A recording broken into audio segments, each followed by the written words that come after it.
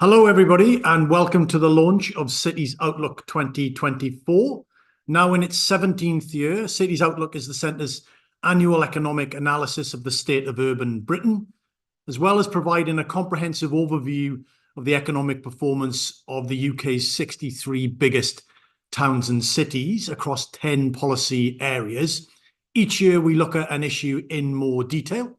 For those that can remember, we've looked at previous topics include Brexit, austerity, automation, COVID. Last year, we were looking at economic inactivity in the labour market. And this year, our focus is on how the UK's biggest towns and cities have fared over the last 10 years. And why have we done that? Well, obviously, it's in the context that at some point this year, we're going to get a general election. And when we get to that point, the state of the economy and the need for economic growth is going to be probably the headline issue amongst the debates, particularly with the public, if you look at all the polling. And I think when you listen to both the Conservatives and Labour talk about this, they often talk about a 10-year plan in order to make the next 10 years better than the past 10 years. So we thought it was right and proper to have a look at how our cities and towns have fared over the last 10 years, and then particularly what that means for urban policy in the next 10 years. So that's what we're going to do. And today we're going to have a look at in depth at some of the issues and some of the analysis, and then discuss the implications. So just the format for the next hour or so. My colleague Paul Swinney in a moment is going to take us through the detail of the analysis, going to set out what we've looked at, what we've found, what it means. That'll probably take 20 or 25 minutes. And then we'll get to questions from you. So think about the questions you want to pose to us. The more difficult, the better, because Paul's going to be doing the major of the answering, not me. And we'll kind of work our way through that, and we'll be done by 1 o'clock. If you want to put your queries, questions, comments, use the Q&A function at the bottom of the screen, if you would, please, preferably with a name, but don't worry about that. And we'll try and get through some of them. We won't get through all of them. And if you're on social media and you want to tweet about the event, then the hashtag is Cities Outlook 2024, and we will all be done and dusted by 1 o'clock. So without further ado, Paul, over to you. Take us through what we've found. Excellent. Thank you very much, Andrew, and hello to everybody. Let me just share my screen. Right, as Andrew said, let me run through the findings in the next 20 minutes or so, go into a little bit of detail about what the report has found. And as Andrew said, in a general election year, seemingly 2024, we thought, right, okay, well, let's look back and look at what performance looked like since 2010, how have places fared, and crucially, what does that then mean for the next incoming government in terms of where their focus should be. So in order to do that, we looked through a range of indicators. We thought, well, first off, let's think about, cast our minds back to 2010. So if we're all getting that time machine and go back to 2010, think about the big problems that the incoming coalition government had when they took up office. And so there were three main things in terms of subnational economic performance. The first one, coming out of the global financial crisis, was that there was a jobs problem. And certainly David Cameron very early on talked about the need to be creating more jobs, in particular, and especially private sector jobs. If you remember, that big focus on the private sector over the public sector, and about trying to get more people back into work to recover from the recession. Second one was a regional divides problem. Lots of discussion back then about rebalancing the economy, both sectorally and geographically. And third one was a housing problem. Housing already very, very unaffordable, clearly an issue that the government had to address. Now, the map here sort of touches on the second one, but sort of touches on the third one too, as it shows what disposable income per head looked like across the country in 2010. And you can see there that there was a very clear north-south divide, and disposable incomes per head much higher in the Great South East than elsewhere. There's a map of productivity. You would have seen a similar map. It was a map of housing affordability. You would see the reverse. You had places in the Great South East, the ones that had the less affordable housing. So then, through the research, said, right, well, let's go and look through a number of different indicators to understand how different places have performed. So let's start off with the good news, jobs. There are a number of claims, I think, probably made in 2010 about how many jobs were going to be created that were met with a little bit of incredulity. So the UK is just never going to create that many jobs. And yet, actually, I think we've gone far beyond what some of the predictions were. The UK very much has been through a jobs miracle over this period. 4.6 million extra jobs created. And as this chart here shows, that's something that we're seeing across most, if not all, cities. Worthing and Aberdeen, the two places that saw job contraction, but certainly all of the places saw jobs growth. And towards the left-hand side of the chart, you can see that there are some places that saw quite substantial jobs growth too, over 20%. London's in amongst that. Of the 4.6 million jobs created, 1.4 of them were in London. London very much experienced this jobs miracle as the rest of the country did. But curiously, what that then meant was that despite a lot of the discussions in recent years about rebalancing North Powerhouse and levelling up, it's meant that from a jobs perspective, there are now London accounts and the Great South East account for a greater share of jobs today than what they did in 2010. So actually more of the economy is concentrated within the Greater South East. And you see that from an output perspective as well as a job perspective too. But that's probably where, when we look through some of the other indicators, where the news starts to, the good news probably ends. And particularly one where, say, alarm bells start to ring is when we look at productivity. So the first thing to look at this chart, and it shows you what annual average productivity growth rates look like across different cities, is not about the variation to start off with. It's about the comparison of that dotted line on the chart.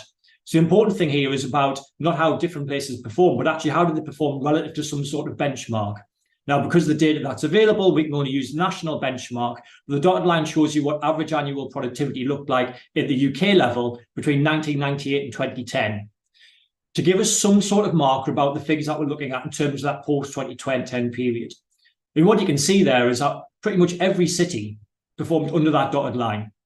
There were a couple of places in the Greater South East that performed above it, but most places are underneath that. Even more alarmingly, there were some places that actually have lower productivity today than what they did in 2010. So you can see there places like Liverpool, Hull, York, Plymouth, for example, towards the right-hand side where those bars are going down rather than up. But this very much tells a story about, which I'm sure many of you on the event have heard about, national level stagnation of productivity. This was felt pretty much across the whole of the country. It's not something to some part of the country or another part of the country. It's pretty much felt across the whole of the country. I think the most alarming thing about this is that we've got previous or innovation superstars such as Cambridge, Milton Keynes, London, for example, that they too see this slow grind to a halt of productivity growth. It's not just been those places traditionally that would have struggled. It's been those previously successful places that, fast forward now to 2024, are also have not been doing very, very well. Now, why does that matter? Productivity, that feels sort of fairly intangible. why should we care that? Why should the person on the street care about that? Well, it's because ultimately it determines wages and it determines incomes. And if we become more productive, we produce more per hour, we get more out of what we put in, that allows incomes to go up and people feel more prosperous and are more prosperous as a result. And this chart shows the impact of that slowing growth, you know, this intangible element of poor economic growth. How does that then feed through? And what it does is it shows the growth rate of disposable income per head for every city for the 1998 to 2010 period, which are the purple bars, and the 2010 period to 2021, the latest year available in the data, by the green bars. And you can see there that pretty much for every city, the growth rate 2010 to 2021 was slower than what it was 1998 to 2010. Even for those places where it was higher, you can see that actually that was because the 1998 to 2010 period was a period of slow growth. So even this sort of good performance post 2010 is not something to celebrate. It just sort of goes slightly better than what already was a poor period in the pre-2010 times. And for around about half of cities, I think it's about 30 cities, our growth rate was less than half what it was pre-2010. So there's a real slowdown in income growth, mainly because of this slowdown in productivity growth, which then has hit people ultimately in the pocket. And to show this, we then illustrate this by looking at how much income people have missed out on by the fact the economy didn't grow. So if the economy or disposable incomes had continued to grow at the 1998 to 2010 trends, how much money would we have expected people to earn over that period compared to how much they earned in reality? Now, you can see from the map on the right-hand side here, just by looking at the red, the average resident in most places have lower incomes than what we would expect to see if the economy had continued to grow pre-2010 trends. So on the left-hand side, we've then got some charts to illustrate what we mean by that. So the green line is what actually happened. The dotted line is what growth would have looked like, or incomes would look like if growth had continued at pre-2010 rates. And basically, we're looking at that purple gap in between, about this foregone income that we have lost as a result of this poor growth. Now, Aberdeen has seen the largest foregone income. So we estimate that around about the average resident has lost out on about £46,000 as a result of its economy very much struggling since the 2010 period. But Aberdeen, to some extent, is a bit of an anomaly because it's very much hitched its fortunes to the oil and gas industry. That is very much struggled, certainly since 2013-14 time in particular, and had a very clear impact on Aberdeen, with a lot of its economic indicators flashing red as a result. But looking beyond Aberdeen, actually, again, you can see that because of all the red on the map, this is something that has been broad-based. And this economic malaise that we've seen at the national level is something that has touched every part of the country. It's not just some parts, it's every part of the country. And it then means that you've got cities like Burnley, Milton Keynes and Cambridge where their residents have seen, on average, we think, have missed out on at least £20,000 worth of income because of the struggles of their economies and because of this slowdown in growth.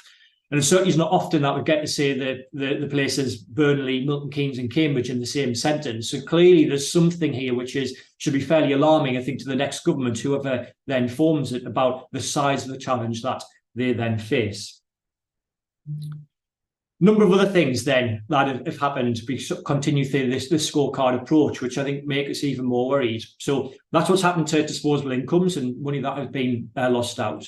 If we then look at housing affordability, again, one of those challenges that's out at the start has been a challenge. That too has got worse. And you can see here in terms of the scatter plot, those places that had the worst housing affordability or the least affordable housing in 2010 are the ones where this has got even more acute. So particularly places in the southeast, you can see here Cambridge, Brighton, London and Oxford pulled out. Already very expensive place to live in 2010, even more expensive places to live now. Now, that's an especially big challenge for renters, which means that not only have they seen their incomes grow pretty slowly and certainly less than maybe what we would have expected, but have then seen their housing costs, they're taking up a larger share of their incomes too. So that's even squeezing that poor income growth even more and impacting on the prosperity that people then experience.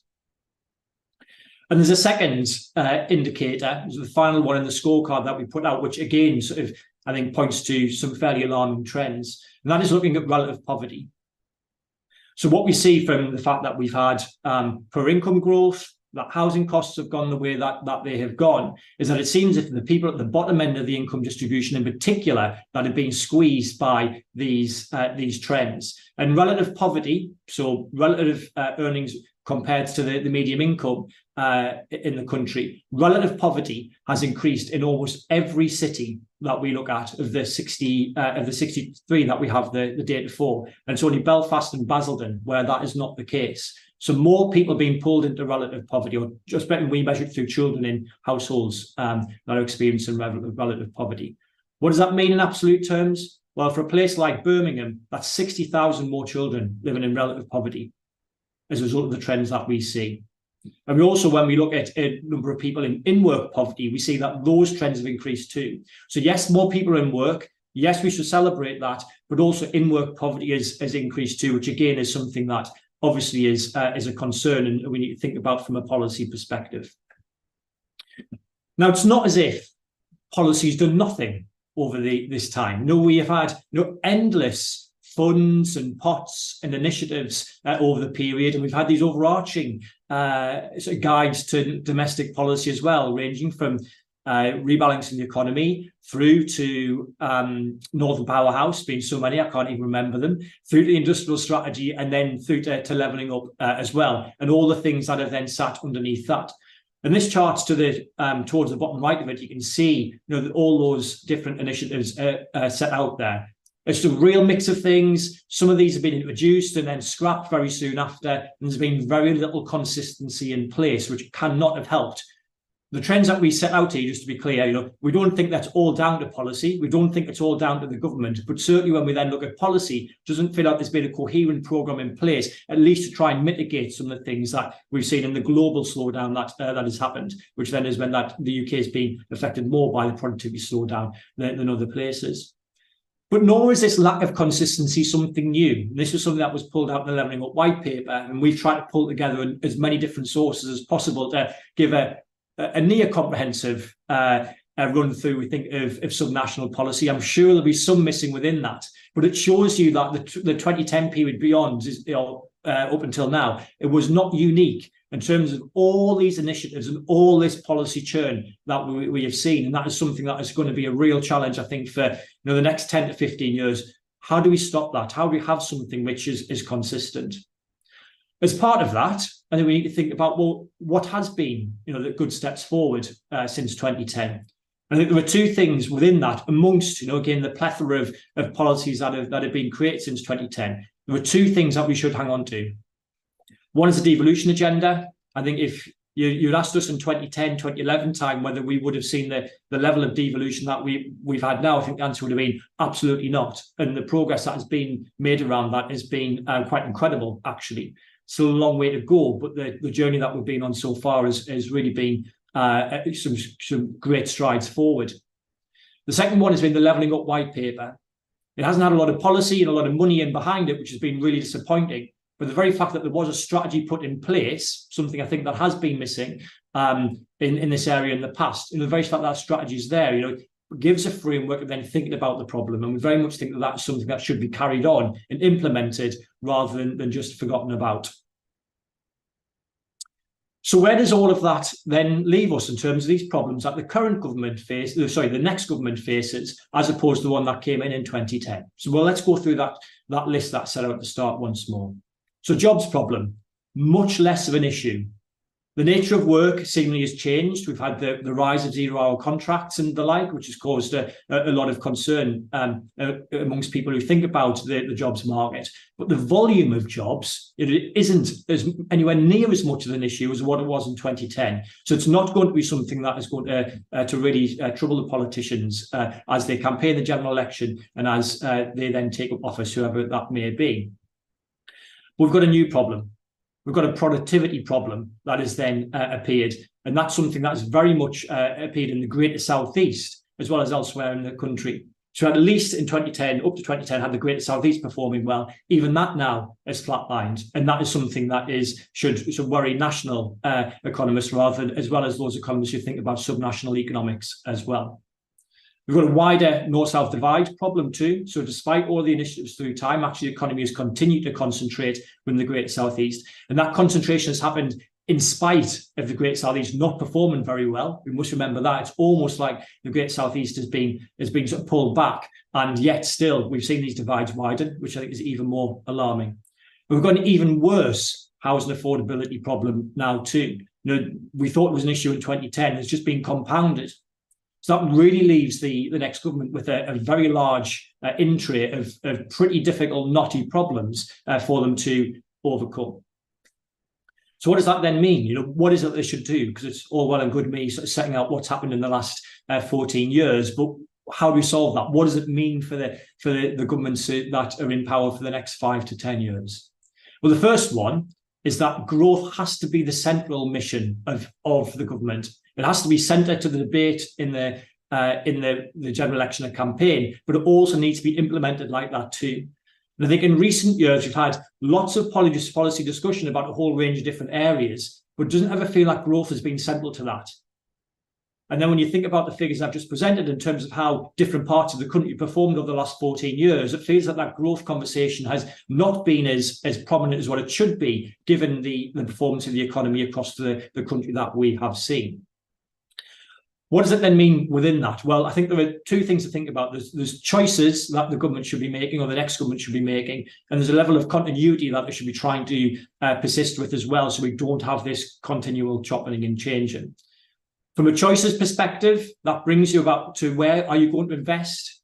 Where is it that which parts of the economy are not functioning well, which are then not spreading prosperity to the broader economy? There's clearly political tension here that was seen around Rishi Sunak's comments at the Conservative Party conference last October, where he said we need to rebalance the economy away from cities towards towns. Actually, I don't think that would help those towns at all to do that. There are interventions to make in towns, but we can be very clear that without actually getting some of our biggest cities firing again, you can guarantee that those towns around them are not going to do very well as well. We'll have to get the cities performing. So there's a choice element there.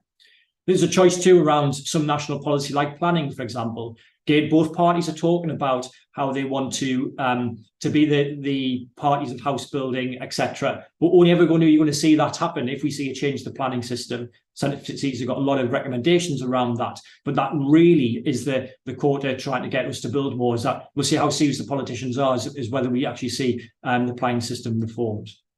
But there's a nice element of continuity too. We shouldn't be throwing everything out just because there's going to be there's going to be a general election. A lot of the things that have happened in the past we shouldn't persist with, but we should persist with some of them, and we should back them. We should continue with them over the long term.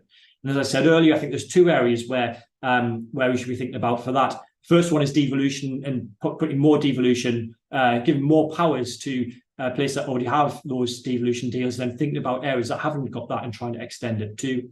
And the second one is sticking with that levelling up white paper plan. The strategy that was in there wasn't perfect, but it was good.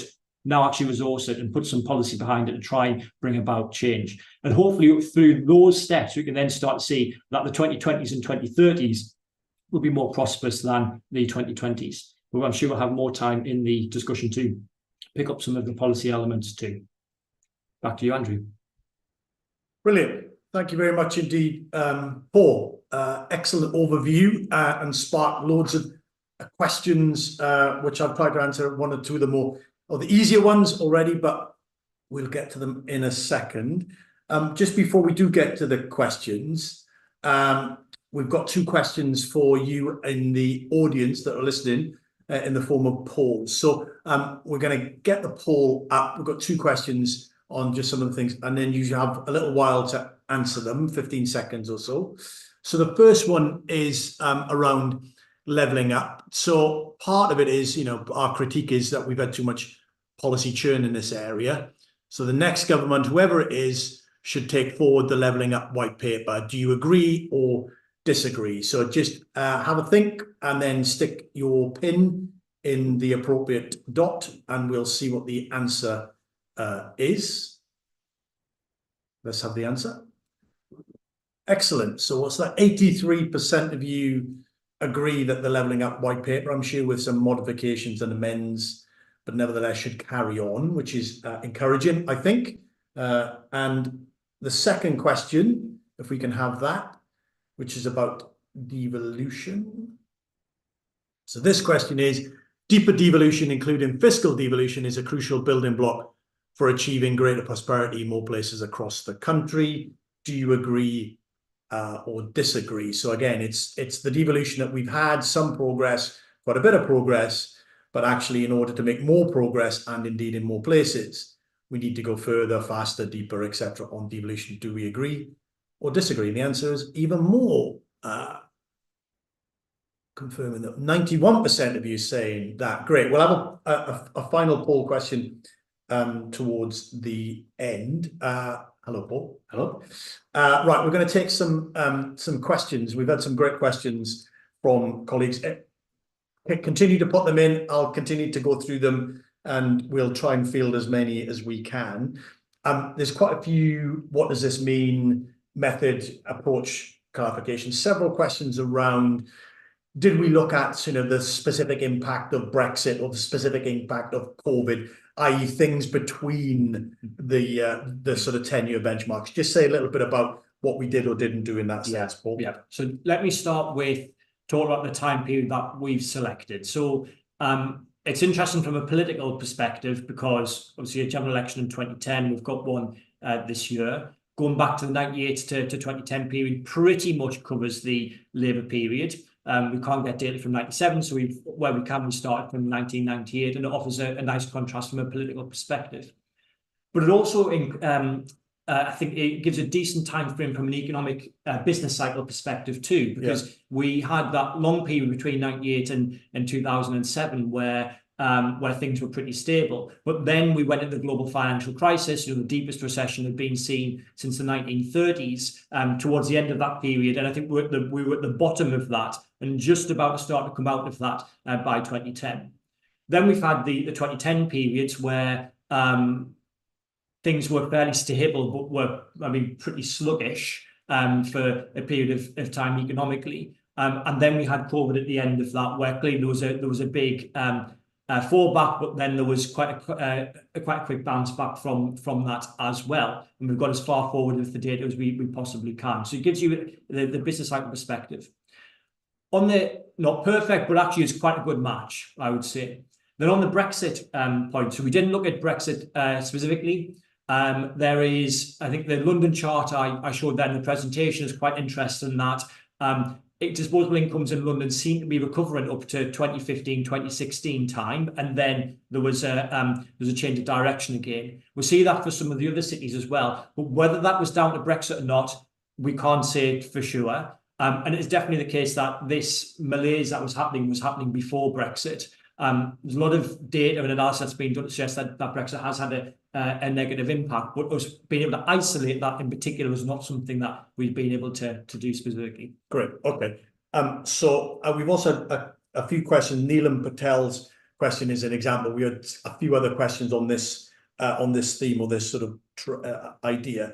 Have you got a sector analysis? Any top performing sectors or growth sectors doing less well or better, particularly in relation to productivity? So say something on that, because we've done some work on that in the past. Yes. Yeah. So I think there's something very interesting within this, which our wider work points to. And I think it helps offer understanding about what might have happened in recent years as well. So during this period that we've looked at, so certainly I think from about 2017 onwards, we started to have a lot of discussion about the reason why the UK productivity wasn't performing very well was because this idea of the long tail of lots of poorly performing companies at one end of the income productivity distribution. So these low productivity businesses that if only we can make them a little bit more productive, then everything will be all right. Our evidence and other evidence actually says that isn't the case. The big challenge the UK faces has been not the underperformance of the poor performers, but actually been the slowdown of the top end performers. It is those superstar firms that don't seem to be in emerging sectors that don't seem to be investing in the same way as the past. And if you think about what business investment has looked like at the national level, can't really get that at the local level very easily. But national level is totally flatlined. It aligns with the fact that these superstar companies that have not been investing the same way, not been pushing productivity on.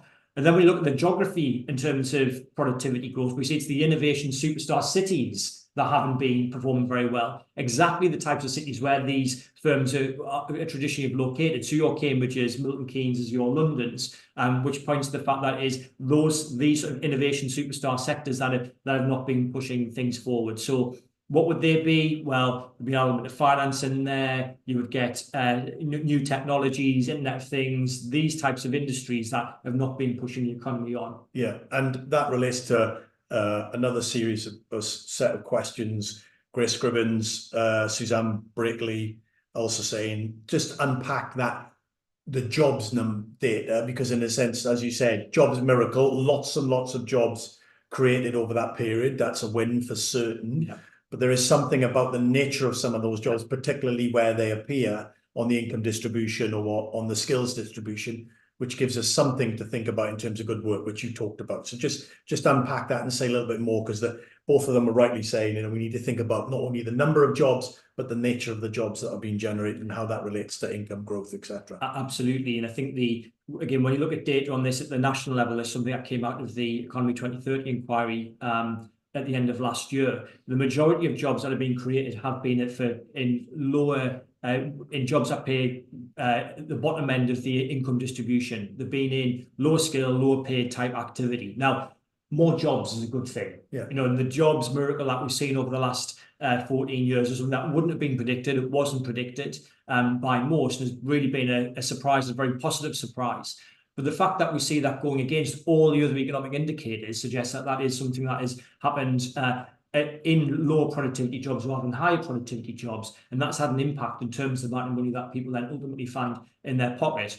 So we're greedy, we want both, we probably want a balance of both. If you're only getting one and not the other, you're in problems. And we're very much in the scale of creating lots of low-skilled jobs, where actually the challenge for the UK economy over the next 10 to 15 years will be creating many more high-paid jobs than what it has been in the last decade or so. Yeah, very good.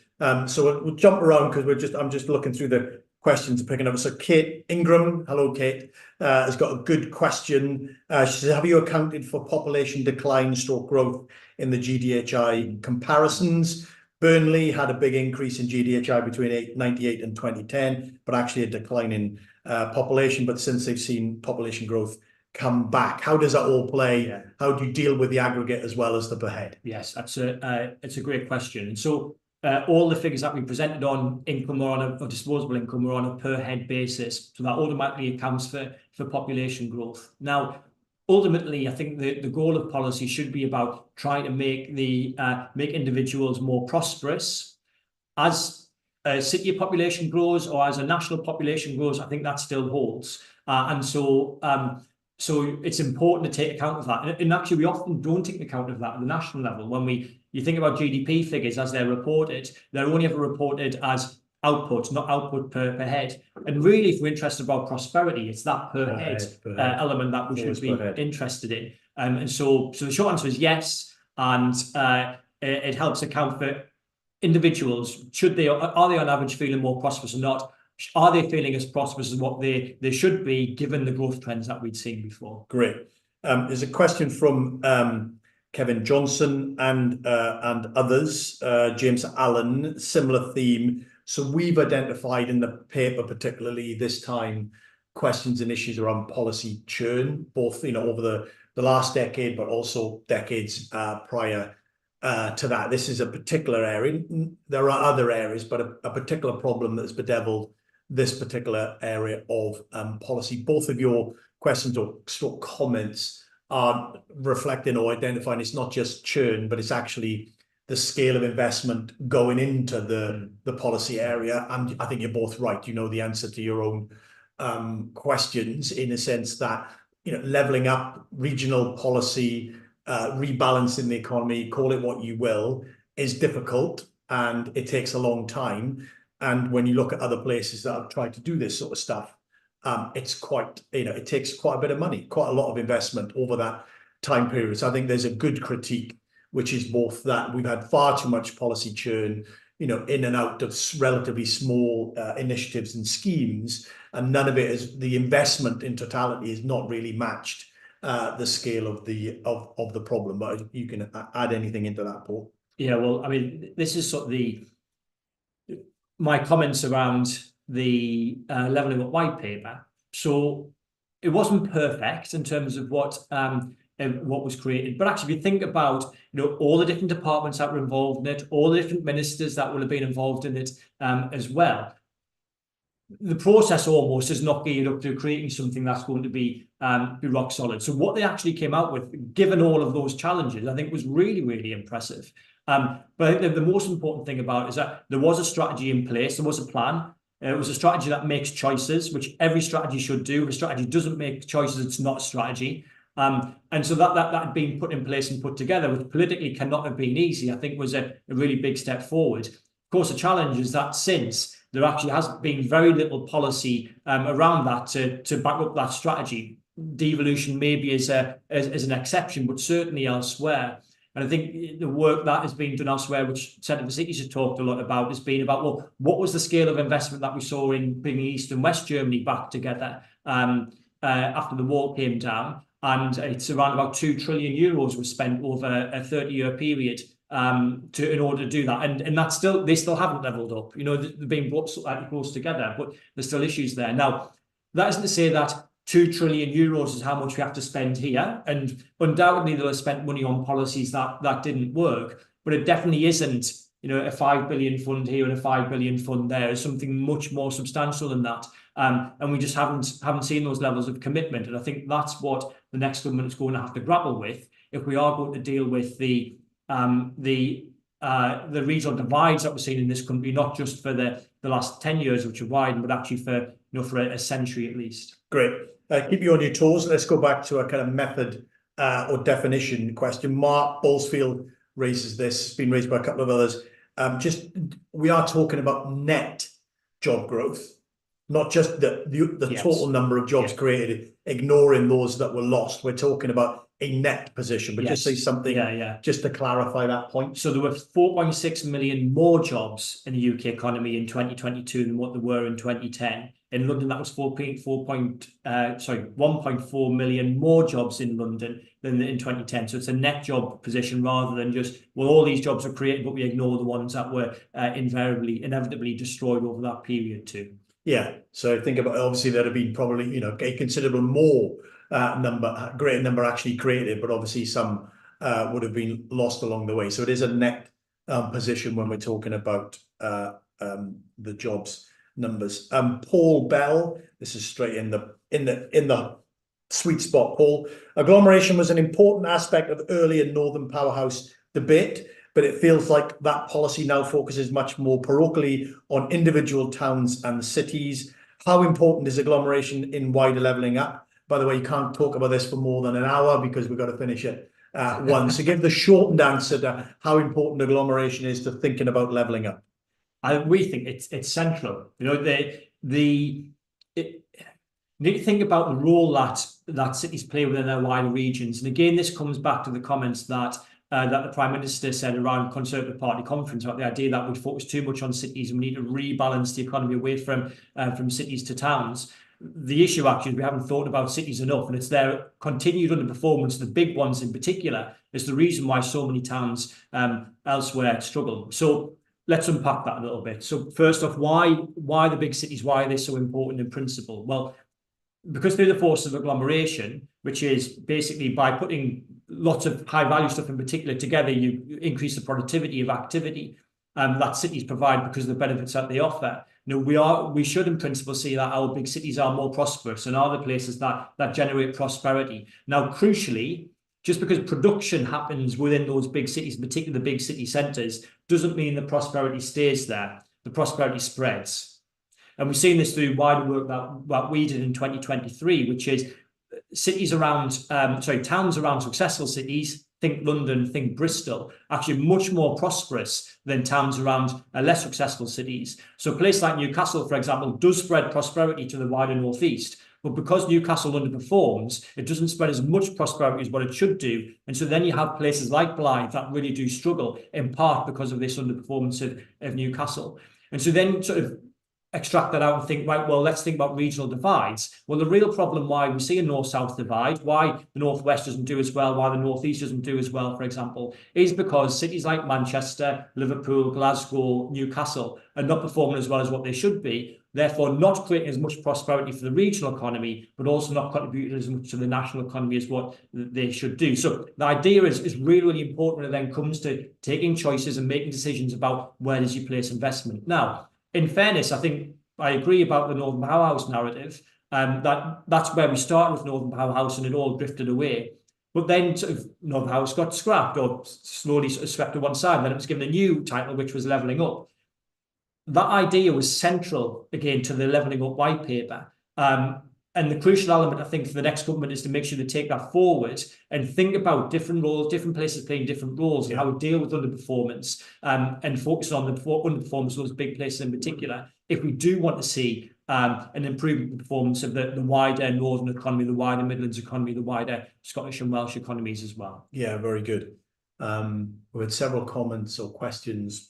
Carol Aiken-Smith, apologies for pronunciation of your surname, Carol. Graham Pendlebury, of a similar vein. Basically, how do we think about devolution and greater devolution on the one hand, with obviously the growing problem with local government funding and fund over the short term, but obviously into the long term, and the worry in a sense that you get all these unfunded mandates being given to local government, but none of the resources or the freedoms and flexibilities to do something about it, which is obviously a growing issue. We've kind of thought about that and done some work on that, particularly laid out some of our arguments about why we think particularly, but not exclusively, that fiscal elements of devolution and autonomy and flexibility will really need to come on the back of now what we're seeing in terms of this the Trailblazer deals that have been struck in with Greater Manchester and West Midlands. They're moving towards that single settlement, trying to pull all of these different, or some of these pots together into a consolidated funding agreement with those places. Definitely a substantive and important move. This probably won't be concluded until the next spending review, so we'll need the next government to pursue and continue to do this, not to pause it or to row back from it. But alongside that, the papers we've done more recently set out how we would do this. It needs to be accompanied by some fiscal devolution in the form of sharing of some income tax, but also reforms to the way the business rates is both determined, but also then kept, and indeed council tax as well. So there's a package that we need to address in the funding question. But any additional thoughts from you on that, Paul? So I think there were two things to think about with this. One is about the level of money that is going into local government and the amount that has been taken out in the last 14 years.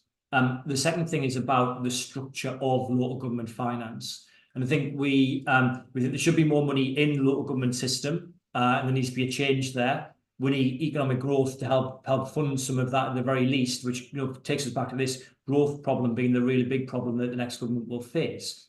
But we don't think that can all be fixed by just putting more funding in, and we think that there should be a change in the way that the system is funded, introducing more incentives in the system so that if places grow, they get to keep the growth that they experience. And that also, in order to do that, requires a degree of fiscal devolution. So it's about a rewiring of the existing local government finance system to encourage more or put more of those incentives in place and allow places to keep what they grow, as well as just putting more money into, alongside putting more money into that system. Yeah. And as you said, we've got a whole paper setting out our proposals about what that looks like. Great. Okay. So we've also had several questions around the theme of working from home. Interesting. If you follow us and look at the work that we do, you will know the answer to the question that is about to come. But Ben Stevenson's a good example. Is working from home going to exacerbate the impact of agglomeration in cities? Over to you, Paul. So we've got even less time to explore this one. So I'll keep free. Be free. So I'll give you a vignette on this. It was quite interesting looking through the home section of a national newspaper last Friday. Very good. Where they had a title, or basically a whole piece, which was what do you do with your home office space now we've all gone back to work? And it was quite interesting that I'm sure 3 years ago, there was an exact opposite article written, which is everyone wants a home office space now. This is how to do it. This is how you put one in your garden, etc., etc. And even the home section had done this about turn. Doesn't mean that, that then is something that is writ large, but it's quite interesting that even they detect that there's been this change in activity. So if we think about where we are now, relative to 2019 patterns, from the data we have available, it certainly seems that there is more home working going on now than what there was in 2019, but it is nowhere near the levels of what was being predicted in 2020. I mean, we had comment piece writers telling us all that we were going to work from home forever. I think if you look at the data for London in particular, where TfL data exists and we can read into that in much better detail than other places, there very much has been a return to the office. Tuesdays to Thursdays are more popular than Mondays and Fridays. But even if people are only coming in part of the week, and there's a question about whether we have reached the new normal or whether we're still going to shift back towards what 2019 levels look like. But even if it does stick at where we are now, that's still people coming in 3 days a week. And so it doesn't point to the fact that you've got a huge undermining of agglomeration. You might think we'll get fewer agglomeration benefits by not having people together for those 5 days, which you can debate. But the basic premise about where economic activity largely happens hasn't shifted from 2019 levels, patterns of activity. And certainly those predictions that were made in 2020 in particular were very much wide of the mark. Yeah. So this question from Dan Anderson. So we look at this a little bit in chapter 2, as it were, the special focus on the 10-year performance compared to the previous 10 years. But it's something, again, that we've looked at consistently for a number of years now. And we touch on this a little bit when we look at the data in chapter 3, which provides 18 indicators across the 63 biggest towns and cities in the country. But Dan's asking about the big cities in particular, so the core cities as they're often referred to. How do they get on in a UK context, and how do they get on in an international context? We don't explicitly focus on that question or those questions in Cities Outlook 2024, but we do know the answer to that question because we've done all the work on it. So Paul, just say something a little bit around that. Yeah, and so we don't explicitly say something on it, but for those who've been long-time readers of Cities Outlook, you will know that there is an annual health check on how places perform. So there's a compendium of data at the end which gives top 10s, bottom 10s on a whole range of economic indicators. And the story lies within there. When you look at how big cities perform within that, we see that consistently they perform below the national average on things like productivity, in particular, share of new economy firms, so this cutting edge of the economy. How many of these types of businesses have big cities got? Majority of them below the national average. Bristol is the only one that books that, but it's only just above the national average trend.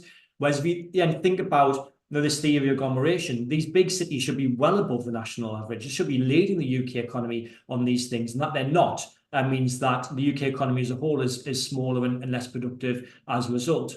Now, you might say, well, agglomeration is just theory, but it doesn't play out in practice. So when you then start to compare, to rebut that, when you then compare the performance of UK cities relative to Western European cities and the role that they play in their national economy, we do see that places like Lyon and Munich and Frankfurt, etc., do perform well above their national average. They do lead their own country's economies, which is not what happens in the UK. And that, I think, is one of the biggest challenges that the UK economy faces, is the underperformance of these big places that we think costs the UK economy billions of pounds each year. Yeah, great. Another set of questions, again, I think marrying chapter 2, as it were, the special focus that we're talking about, but also the data that you can find in chapter 3 of Outlook and on our website. The relationship between growth, productivity, expansion, etc., however you think about that, and questions around environment, net zero, emissions. And we look at emissions in chapter 3 and how they vary across the country. So just say a little bit about what that data is telling us, both in the aggregate about urban efficiency, but also some of the variations. Yeah, so cities are really dirty, aren't they? Really, really bad for the environment is the way the line goes. And if you're talking about air pollution, then because you've got such a concentration of activity in one place, actually that's something that's right. Air pollution is a particular problem within cities. That means that things like ultra low emission zones, for example, are really, really important in terms of trying to improve the cities as places to live from a health perspective, from a livability perspective. And certainly the politics of that last year have not seemingly reflected that largely. I think Sadiq Khan is the only prominent politician which is who has stood up to say that we need to focus much more on that. But from a net zero perspective, from a carbon production perspective, actually cities produce much less carbon than what you may well expect. So they're home to 9% of land, 54% of population, but only 40% of carbon dioxide emissions. Why is that? Well, in cities, people use more public transport rather than private transport, particularly in bigger places. That reduces emissions as a result of that. People tend to live, particularly in London, in more efficient or smaller housing flats, which tend to emit less carbon dioxide as well. And then clearly there's an industrial mix here as well, in terms of you don't find so much industry within cities as you do elsewhere. So that sort of is a bit of a leg up in their favour as well. But to quote Ed Glazer, the very famous urban economist, actually blacktop really is green top when it comes to carbon emissions. And we do need to be thinking about when we think about net zero, thinking about how we try and increase densities in cities through higher density building rather than low density greenfield building on the edge of town only, so that we're creating developments which bake in the use of active travel, bake in the use of public transport, rather than sprawling estates on the edge of town, which actually do the opposite. They bake in car usage, and we need to be thinking about that from a planning perspective as a real key element of the UK's approach to reaching net zero. Yeah. So another sort of theme bucket of questions or queries around housing affordability and housing costs, and its relationship to economic performance, which you touched on in the report, but just reiterate the relationship and why we see that, and then think about the plan and reform set of proposals or recommendations that we've made both in the report and outside, and the importance of that as we move forward. Yeah. So housing affordability is which is annual earnings relative to annual house prices relative to annual earnings, is to some degree is a measure of demand. Where do people want to live? And so we see housing being less affordable in some of the more successful cities because land is more expensive, because there's greater demand both to live on that land and also to put businesses on that land as well. And so having low housing affordability means that having relatively affordable houses, always get those things mixed up. Relatively affordable houses is in principle a good thing, say in a place like Wakefield or Burnley or Sunderland or Newcastle. But actually in part is the fact, and cheap place to live, but in part is a reflection of the fact that the economy isn't very strong. On the flip side, in a place like Cambridge or London, it is very much a sign that a lot of people want to live there, a lot of businesses want to move in there, and that has pushed up prices. But that sort of thing isn't inevitable. I think we probably always would expect to see more successful places be less affordable than less successful places. But at the same time, there's a role for policy within this to try and mitigate or at least ease some of that by building more houses. And certainly, probably until more recently, a place like Milton Keynes was a good example of that, where in the Greater South East, but actually was relatively affordable because they had for a long time, continued to build houses to meet that demand. And that's something that we need to be doing elsewhere as well. Now, the challenge that we've got with the planning system currently is that it is very discretionary, and decisions are taken on a case-by-case basis without any clear rules set up at the start. Now, if you're a developer and you want to come forward and bring forward quite a large development in particular, and you've got to invest a lot of money to bring that forward, if there's a whole lot of uncertainty around the system about whether you're going to get the outcome that you think you might get, that really is going to put question marks over whether you bring that forward. Now, the alternative to that, the opposite of that, is not to have a free-for-all, but it's about where you set the rules. And if you set the rules up front, design a system, set the rules up front, and so everyone's clear about what those rules are.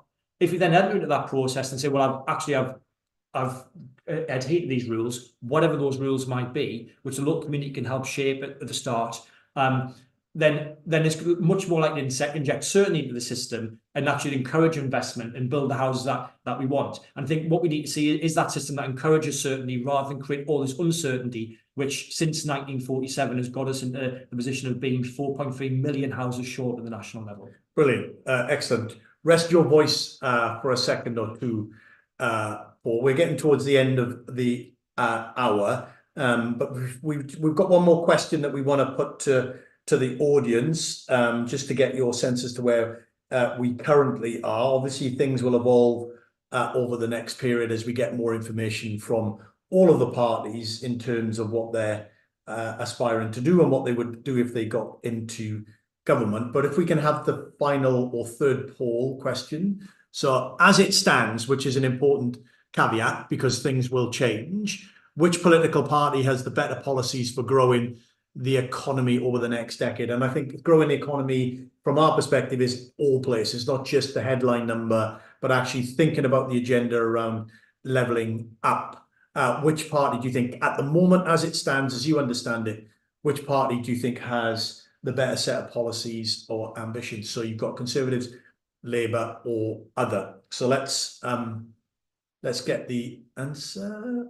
So we have Labour at 77%, Conservatives at 9%, and other at 14%. If we had more time, we'd be interested to know what people were referring to when they said the other, or maybe none. Maybe we should have had none. Might have been a different option. Interesting. Okay, it's time for us to go. It's nearly coming up to 1 o'clock. So we said we would be finished by then. Thanks to Paul for answering the questions and doing the presentation. Thank you all for joining and answering our questions, asking your questions of us. Hopefully we've done justice to some of them. By all means, not all of them. We had more than 70 questions, I think, but we got through quite a few. If it's whetted your appetite, if you haven't gone there already, if you go to our website, centreforcities.org, not only can you read the report, you can see videos, you can see blogs, you can listen to podcasts, you can play around with the data tool, you can pretty much do as much or as little as you want with Cities Outlook 2024.